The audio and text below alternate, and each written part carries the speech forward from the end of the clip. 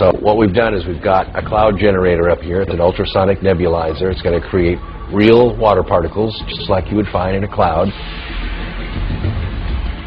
What we're seeing now is we're actually filling this chamber with microscopic water particles. You can see that it's almost completely filled with water vapor. It's beginning to condense a little bit on the sides, just so that you can see the detail.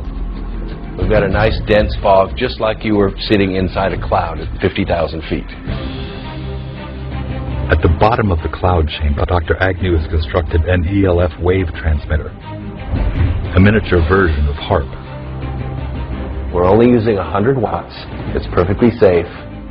When Dr. Agnew turns on the ELF wave transmitter and begins shooting ELF waves into the simulated cloud, the cloud begins to move up to the top of the chamber, taking the moisture with it.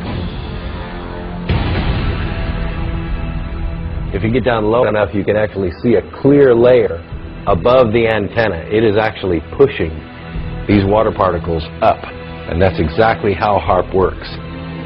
What we've done is we've not only pushed the cloud off of the HAARP antenna, but as you can see, our cloud is almost completely gone inside.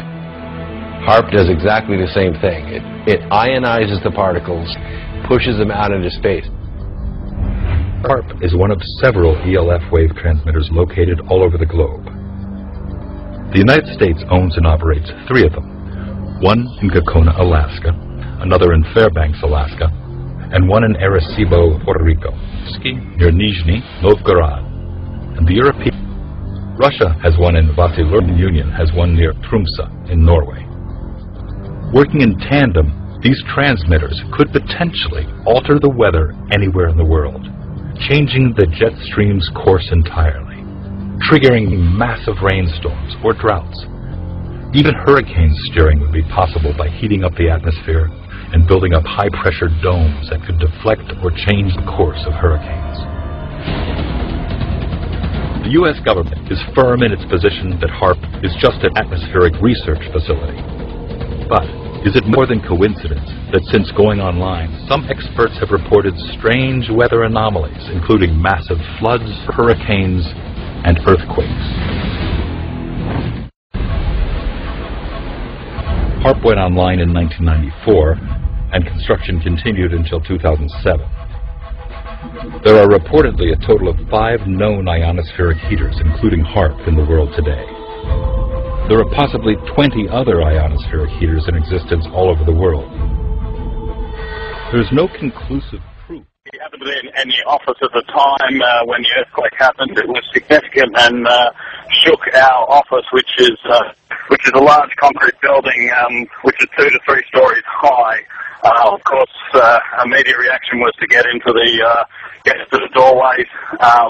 As soon as it left, we had to evacuate all of our staff. Thankfully, none of our staff have been injured in the office. However, our compound is probably built better than most structures in this area.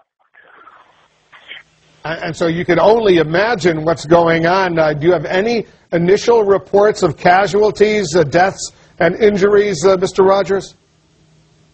No, unfortunately, we haven't been able to get any information per se. We have been in contact with our staff who had left. Some staff had left for the day, and we are trying to gather information now.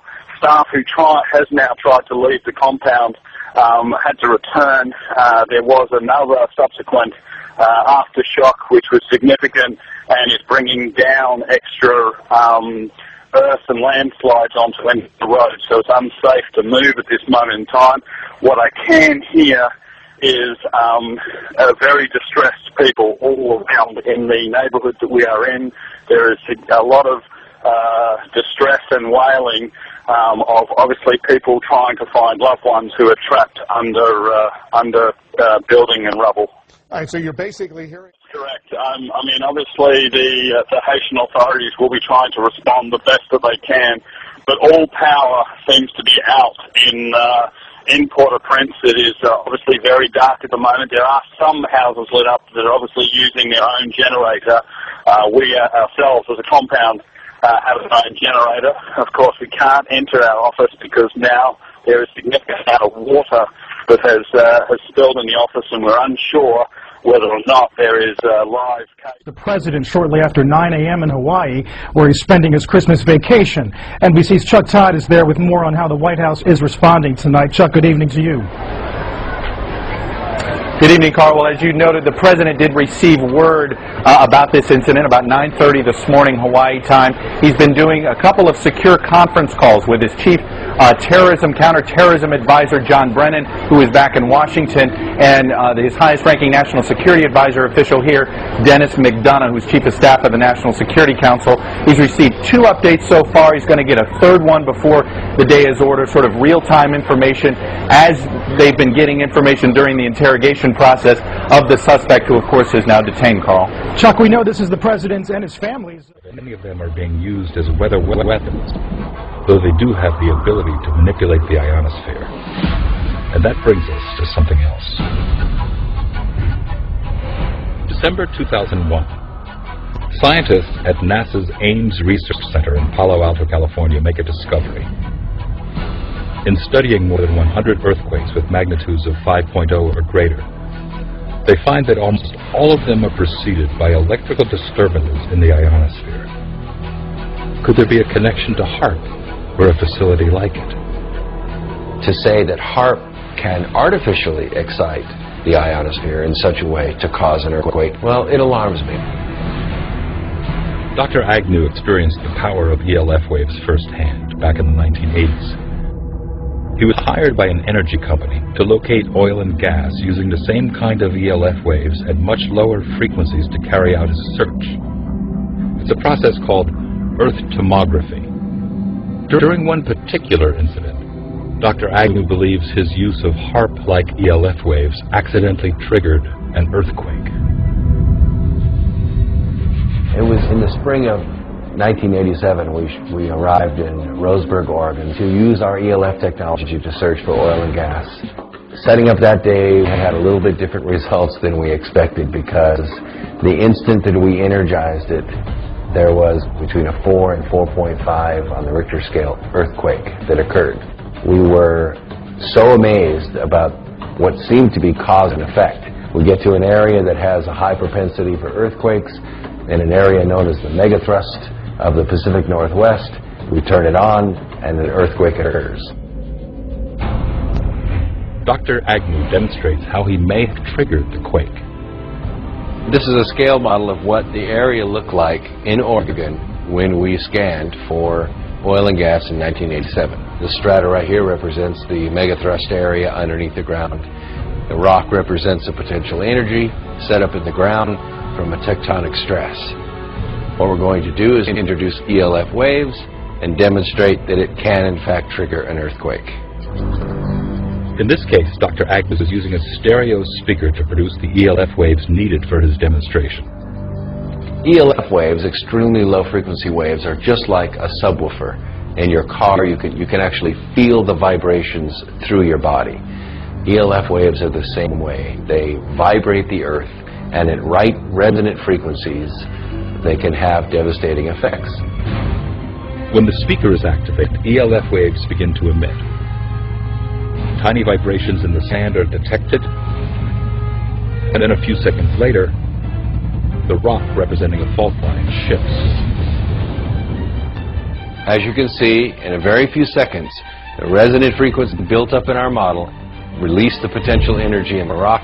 That concussion, on a real scale, would have been felt for 100 miles. These conditions are already set up in the ground. All it takes is the activation energy to make the release happen. This is a small scale, and we're only using 30 watts in this scale. When H.A.A.R.P's broadcast array in Gakona, Alaska sends pulses of ELF waves into the ionosphere, the waves get reflected back down and pass through the earth and ocean. If 3.6 million watts of ELF waves were purposely or accidentally aimed at an already unstable fault line, it could, according to Dr. Agnew, cause a tremendous earthquake. You know, looking at just simple instabilities, you know, what does it take to create an avalanche? A guy walking across an unstable ice field. What does it take to trigger an earthquake? The right signal coming in when the pressures are already built up and they're at their threshold, that feather, and in our case that hammer, releases that energy. Conspiracy theorists believe H.A.A.R.P is responsible for triggering earthquakes in enemy territories, like Iran, China, and rogue parts of Afghanistan over the past 3 years.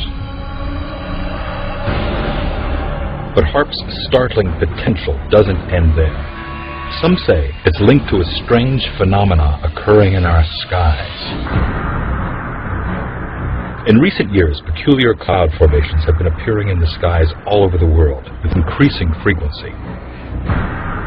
I think most of us in North America have wondered at these plumes crisscrossing the sky in grid patterns, parallel rows, and the now familiar X's.